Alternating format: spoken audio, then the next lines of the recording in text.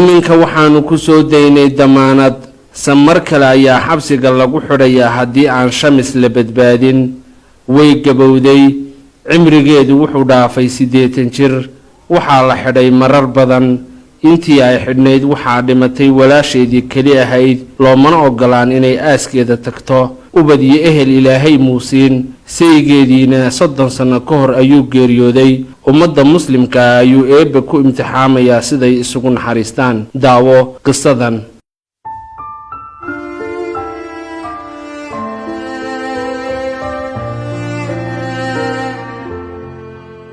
shamis waa maamo 82 jira oo goblana ubadna ilaahay aanu siin saygeediina ilaahay u naxariistay uu geeriyooday muddo 30 sano ku dhow hadda shamis iyo sheekadeeda waxaana la wadaagay oo xafiiska Horyaal TV keentay toddobaadkii u dambeeyay bishii tagtay ee November inanta kaliya ee ehel ay ka haysato ee Safiya Cumar la yiraahdo oo ah inanta ay eedada u tahay Safiya waxay markaasna la wadaagtay qisada eedadeed Shamis Cabdilaahi Shire oo ay noo sheegtay inay ku xidhan tahay xabsiga xaafadda Koodbuur ee magaalada Hargeysa waxayna la wadaagtay qisadeeda waa maamo aanu ilaahay ubad siinin say ayay isguursadeen balse saygeedii waxa uu isaguna xanuun u geeriyooday muddo hadda laga joogo 30 sano ka hor waxay ku nooshahay magaalada Hargeysa waxay degan tahay sandaqad ku taala xaafadda Xiraawr iskooyska Xiraawrna u dhow ee magaalada Hargeysa Shamis oo ah islaantaasi 82 jirka ah mid warsato dadkana ma barido waxa ay kala soo baxdaa risqeeda jirkaamada saliida lagu keeno marka ay saliida ay ka dhamaadaan ayay soo iibsataa qiimo u dhigan $2 oo noqonaysa 17,000 oo Somaliland shilling waxayna ku sii iibisaa 20,000 waxay saaraysaa wax ka yar $25 taas ayay risqeeda kala soo baxaysay waxa ku timi muddo ay sidan ku soo noolayd dhibaatadaasna waxa keenay dhul ay iibisay 1992 oo ay ka iibisay nin magaciisa la yiraahdo Aadan ayaa xilligaas waliba ay ka siisay lacag $200 Mareykanka u dhigan ayaa nin kale uu ka siibiyay Aadan oo la yiraahdo Cabdi Warsame markii uu dhulkii iibsaday ee uu damcay inuu dhiso sanadihii 2000 ayaa waxa soo baxday markii dhismihii in yar uu socday maamo kale oo tidhi dhulkan aniga ayaa hore layga iibiyay waxaana iga iibiyay Shamis ninka kaliya ee ay la dhalatay ee Cumar la oran jiray Allah u naxariistay oo isaguna dhintay Cumar waana ninka dhalay inantan Safiya ee noo timi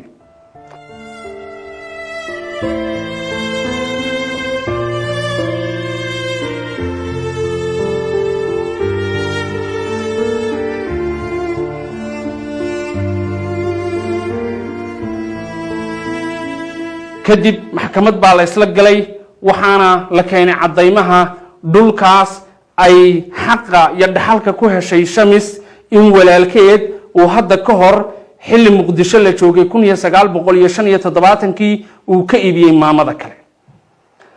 maxkamadii iyo dacwadii way soo gabagabowday waxaana loo xukumay in qoladaas uu Shamis walaalkeed ka iibiyay dhulka ay leeyihiin kadib Allah u naxariistay maamadii loo xukumayna yadiina way geeriyotay waxa dhulkiina dhaxal waxa uu helay sida la noo sheegay inaan ay habaryar u tahay oo wadanka Norway joogaan dhulkii waxa la yiri yagi baa la wareegay ninkii Cabdi Warsame waxa uu lacagtiisii weydiistay aadanna lacagtii wuxuu sii weydiinayaa Shamis ma hayso yaduna xilligaas lacag ay siiso waxay degan tahay hooy yar oo nusbalooda oo sandaqad ka samaysan markii ay wax kale isku furato weyday waxay tiri qaata dhulka yareen deganhay balse lagama dhageysan waa la xidhay mar walba cid ayaa soo damiinanaysay ehel ma haysato lacag ma haysato cid u hiilisana ma haysato jaararka iyo kolba qof ay u soo barido inanta kaliya iyaduna danyarta ee Safiya eedada ay u tahay ayaa kolba cid u soo bariysay sida ay annaga oo horyaalaba noogu timi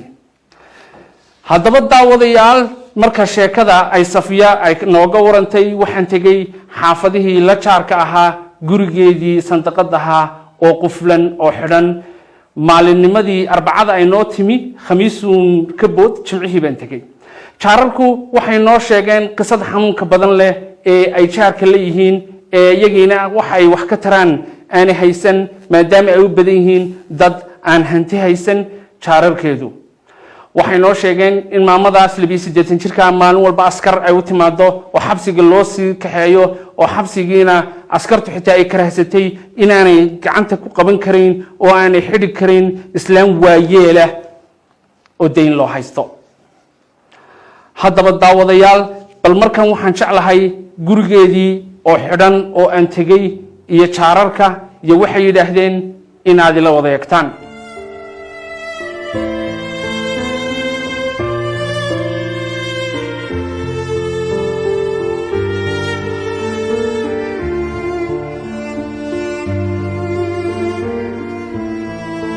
إلهي وحي يرحمه في الأرض يرحمكم في السماء وأنا كهلا إن صندقنا إنه أكتشوجنو أما قرنا سأنو شغله يراعي تعالى إسلامتي لهيد أو دوري سيدتين شيرة أو واجي بريء قار إلا العقبة نخلها أنت هل كانوا جوي مادة كحلان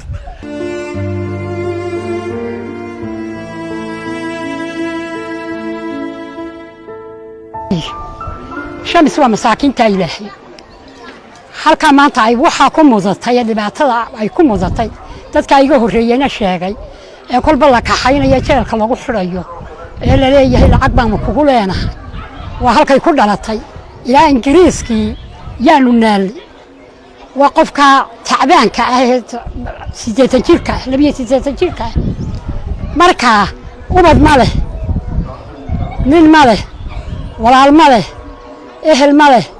cid islaam ma leh صندقة داير بيكون نوشة صندقة دايرنا مساجد كاسة مركز تاسكو قلايا تاسكو ساوي حليي ودسلي مرسي إلهي بيتهي شوكته مسلمان تا إلهي وحلقة عدسانية مسلمان توينا وصول نحان صدح قربة الحرة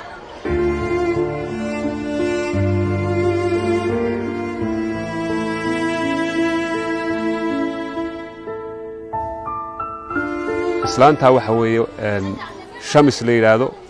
islaan dhibaataysan oo waxa weeye jaarka ah anagoo jaarkii ah waxa weeye ayaa markaa waxa weeye islaantaas waxa lagu xidhay lacag $28,000 oo waxa weeye markaysa lagu lahaa deyna markaa waxa weeye dadweynaha Soomaaliyeed meel kasta ay joogaan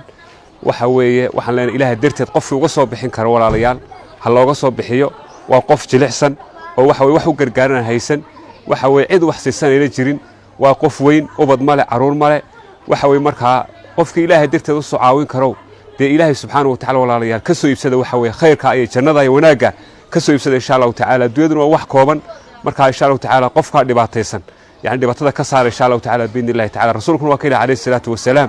من نفس عن مؤمن كربة من كرب الدنيا نفس الله عنه كربة من كرب يوم القيامة قفك وحوي قف مؤمنة دبتك كفيدة وحوي دبتوين كدوية كمذا إلهي سبحانه وتعالى سجن وحكفيدة دبتها ما أنت قيامها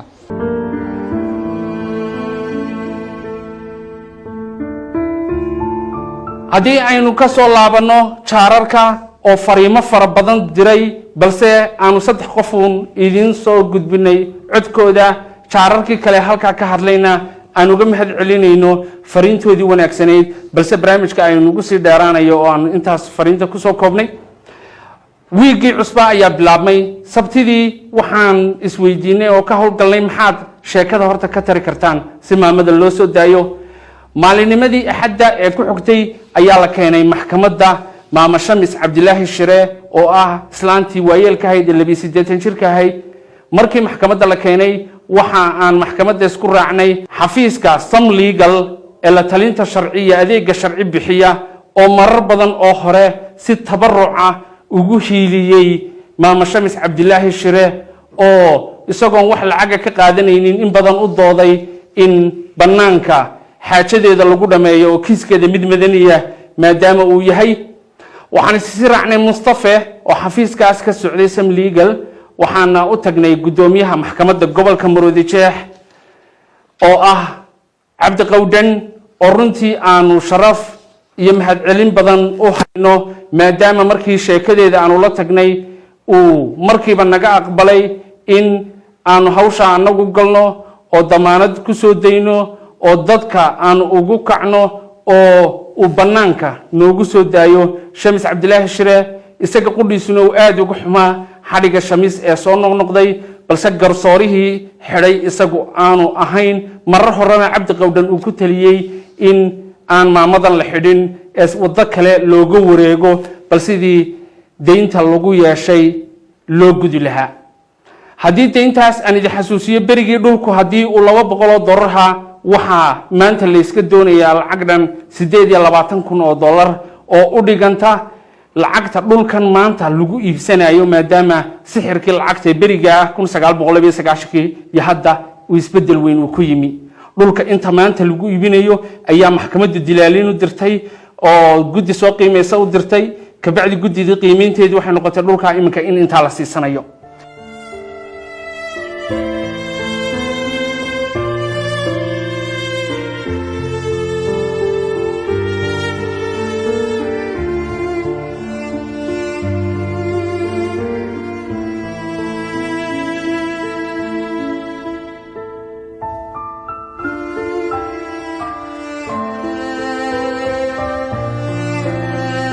Cabdi Qawdhan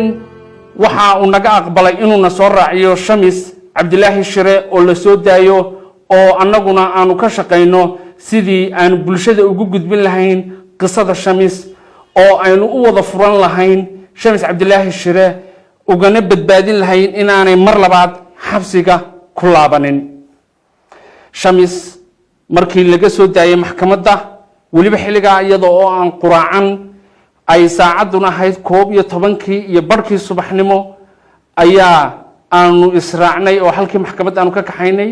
aniga Mustafa oo ka socday Sam Legal iyo nin odaya oo kamid ahaa dadka u dhaqdhaqaaqayay Shamis ilaahay isagana dhamaantood khayr ha siiye bal Shamis oo aan baabuurka isku sii wareysanay oo aan aadi doono xaggii xabsigii gogashu ka taalay oo halka gogasheedii aanu ka soo qaadeen oo aan geyn doono gurigii ay magaalada ka deganeed sheekadeeda ku soo dhawaada daawadayaal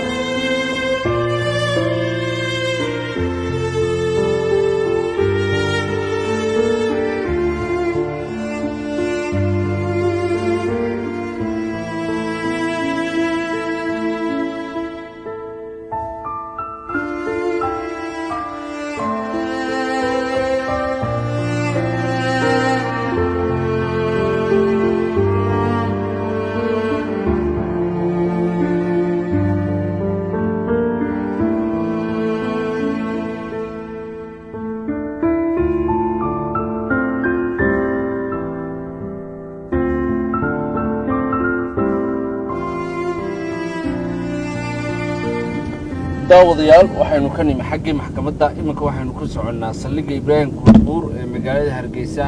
oo ah stationka ay maamadu ku xidhnayd muddada 15 casha waxaynu ka doodanaynaa inaanu ka soo qaadno gogoshii maamada oo halkaasi taalay maadaama maanta markii hore maxkamadda ay keenayeen ciidamadu aanay filaynin in maxkamadda lagu sii deyn doono oo ay filayeen in dib loogu soo celin doono saldhigga عرب انت لك بكات ترسل وحاجه دي لما حياتيكو ان هونيه بوستياشي وحن هونيه لا واقفت مسوق قطنيه marka ma waxaad alaabtan markii lagu xidhay baad si qaadatay miya may idibay ma weyn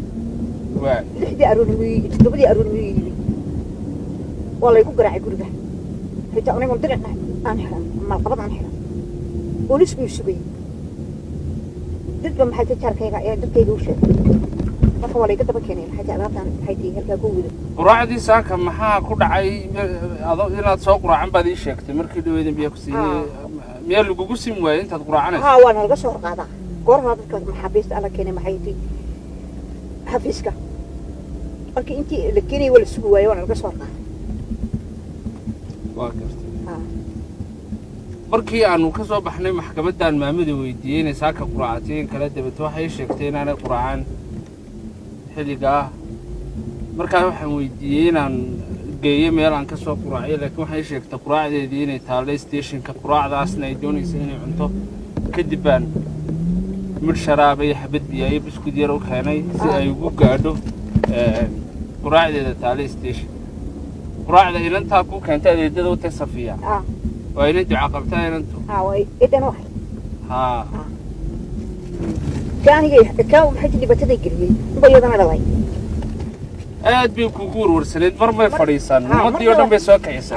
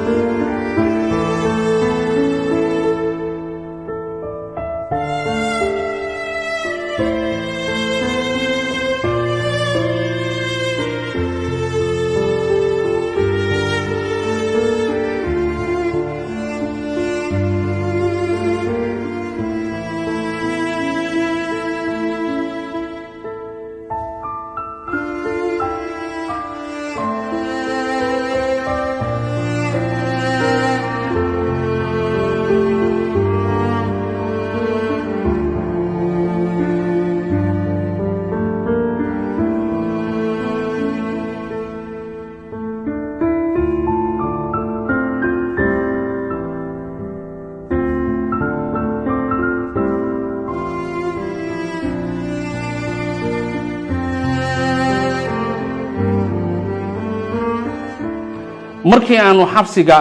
gogosha uga soo qaadnay waxaan u jihaysanay dhinaca gurigii xaafadii magaalada ay ka deganayd ee ku taallay iska xaraawr Allah uu naxariistee xaafadaha waxa ku geeriyooday ruux dumara oo waayeel ah oo jaarka Shamis ahayd oo maalintaas geerideedu ay dhacday anigee Shamis waxaan u soo tacsiyeeynay qoyskii ay geeridu ku dhacday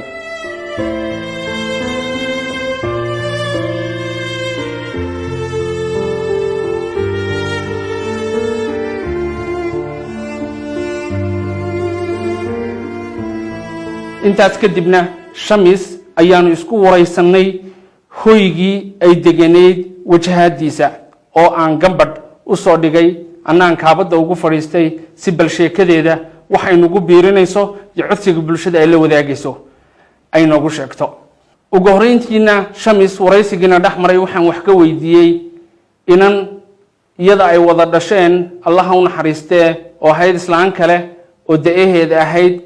oo walaasha kaliya haysatay ahayd oo geeriyootay intii Shamis ay xabsiga ku jirtay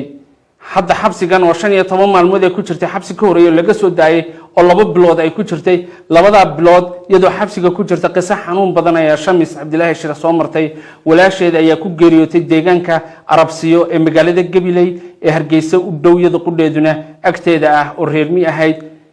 kadib geerida naxdinta badan marka ay ku timina lama sii dayn Shamis ee waxay ku jirtay xabsiga walaasheedna sidaas ayay ku geeriyootay bal taas baan ugu horeyntii wax ka su'aalay dhimashada walaashay way dhimatay meedmiyay ku dhimatay marka waan ogaaday inay bugto jilcsan tahay laakiin ilaahay iima qorin jiran sideedii togo jeel baan ku jira waan xidhnaa anoo jeelka ku jira la ii sheegay maxay tahay in walaashay dhimatay halkii baan ku aamusan ku samray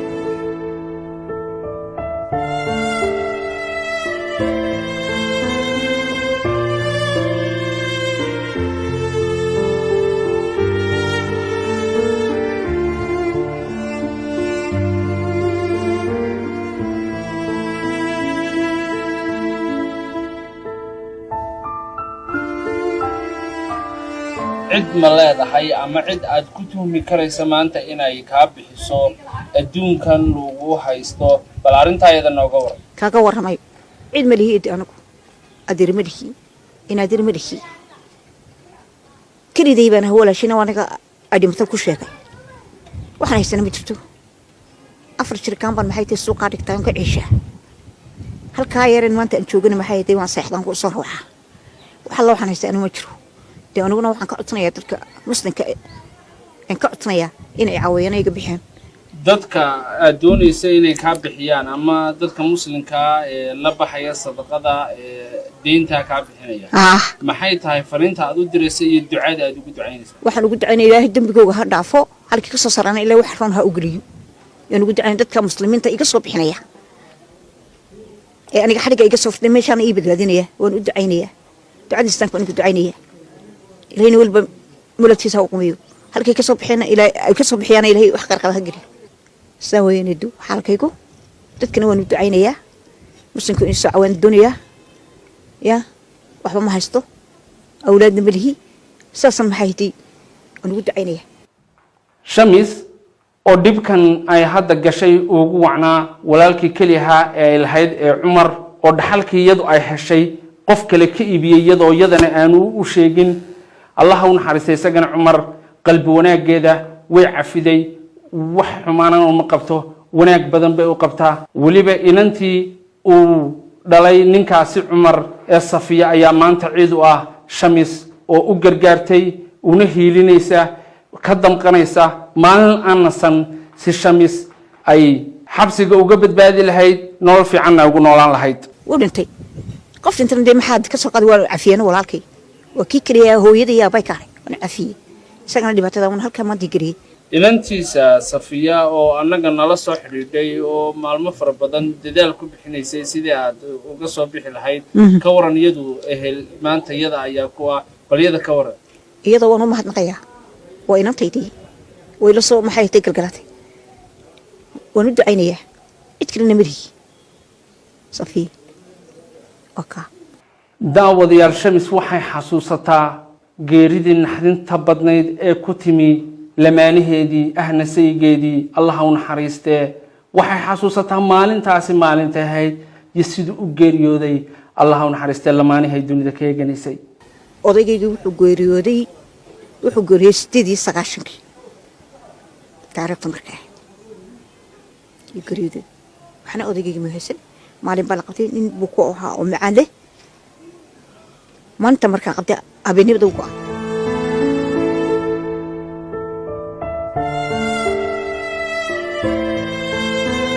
waxa la qabtay maalin silaasa ah ay xanuunku maxay ku soo boodi habeennimadina uu go'ay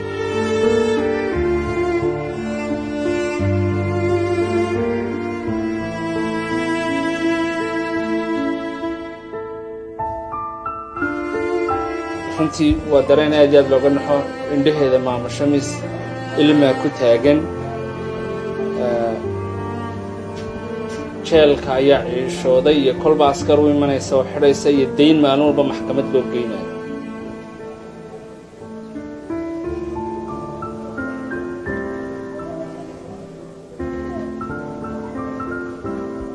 waayo hooy khayr badan ma ayo yana ducaynaya wali dhamaantii loo dadkaygana waan ducaynaya dadkaygana u ducaynaya muslimka islaamka daawadayaal sheekada shamis waa taa waana qisada xanuunka badan leh ee aan idila wadaagay aan u soo laabto labada fure iyo dilaalista jannada ee aynu ka hadlayno dilaalka jannadu waa anigaygan idila hadlaya barnaamijkan baa ah dilaalka jannada dilaal waa qof dad wax u kala iibiya oo faa'iido isaguna hela halkan waxaan u taaganahay in aanu arrimaha khayrka ka shaqeyno oo xasanaadkaasi ajarka annagana ay wax naga soo gaadhaan haddii aan dilaalku hadduu lacag qaadan jiray macnaheedu maaha in aan anagu lacag dadka ka qaadanayno muhiimaddu waxa weeye in ay dadkuna jannay wada doonayaan waa muslim waa fahansan yihiin sadaqada iyo halka ay diintu dhigtay in 8 albaab jannada mid kamida ka gelayaan dadkii sadaqada la bixi jiray balse annaga muhiimadeedu waxa weeye ajarkaas dadku ay helayaan annaguna ajar la mida ama u dhow inaanu helno maadaama aanu ka shaqaynayno arrimo wanaagsan oo aan isku xidhayno baahanihii iyo kii sadaqada la baxayay. barnaamijku waxa uu ka koobnaan doonaa dad furasho u baahan oo u baahan in dib iyo kurba laga furto iyo qayb kale oo iyadana insha allahu tacaala aan dhowaan bilaabi doono oo ku saabsan dhinaca saamaxaadda iyo iscafinta oo aan cafis ugu kala dalbi doono insha allahu tacaala dad utin ama xuquuq ay dhex taalo oo aanu isku dayi doono inaan cafis wanaageegana dhex dhigno. barnaamijka Jilaalka Jannadu waa kaas. barnaamijkan maantana furayaashiisu waxay haayeen laba shay oo ah dadku in ciddii awoodaa 28,000 ay ka bixiso maamadaas soo furato, qofka $100 bixin kara, ka $10 bixin kara, ka $1 bixin kara, meel buu buuxinayay inay ugu deeqaan maamadaas.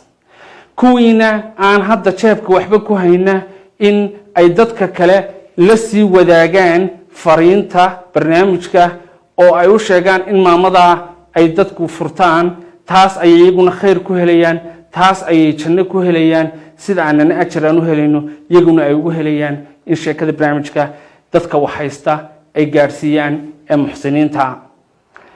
lacagta insha allahu tacaala waxaa lagu soo diri doonaa akawnada Horyaal TV ee shaashada ku qoran ee ay ka midka yihiin saadka iyo dahabka sida akawnada halkaa ka muuqata. waxaad barnaamijka kala soo xidhiidhi doontaan nambarada shaashada ku qoran iyo emailka shaashada idinku qoran. dadka muxsiniinta ee lacagta maamadan ka bixinaya waxa laga yaabaa muxsiniinta qaar in ay doonayaan in ay magacooda qariyaan. muhiimaddu waxa weeye in qofku ajar iyo janno shaqaysto. dadka waxaanu shaacin doonaa insha allahu tacaala barnaamijka ka xiga maamadaasi ugu soo deeqa ilaahay $1 ka yeele magacyadooda. kuwa diidan in magacooda la barto serial number ama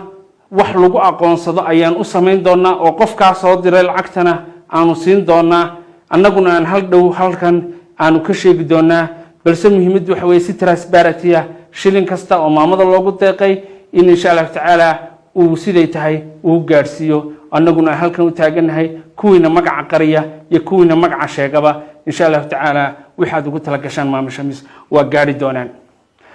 inta aan ku kulmi doono barnaamijka kan xiga oo aan rajaynayo in farxad aan halkan u soo istaajin doono Shamis oo aan guddoonsiinayno lacagta aad ugu deeqdaan ee aad ku furataan oo maxkamadda gobolka iyo Cabdi Qowdhan oo ah gudoomiyaha maxkamadda gobolka aynu u geyn doono insha allahu tacaala. farxad iyo bushaara ayaynu isugu soo laaban doonaa.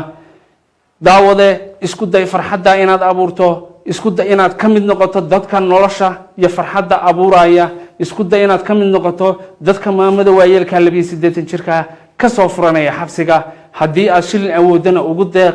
haddii aanu hadda jeebkaaga ku jirina la wadaag fariinta oo gaarsii mid ilaahay wax siiyey oo muxsina oo maamadaasi sadaqada ugu deeqaya. jannadana waxa galaya muslimiinta u shaqaysata ee ilaahay caabuda ee wixii la furayna la timaada, wixii laga reebayna ka tagta, kuwaas oo ku doono ilaahay jannada gelinayo halku doonana uu ka geynayo. balse muhiimaddu waxay annaga ahaydun in ajarka aynu badsanno oo kuwa dhexdeena ku dulman ee dhibaataysanna la caawiyo. sidaas iyo nabaday.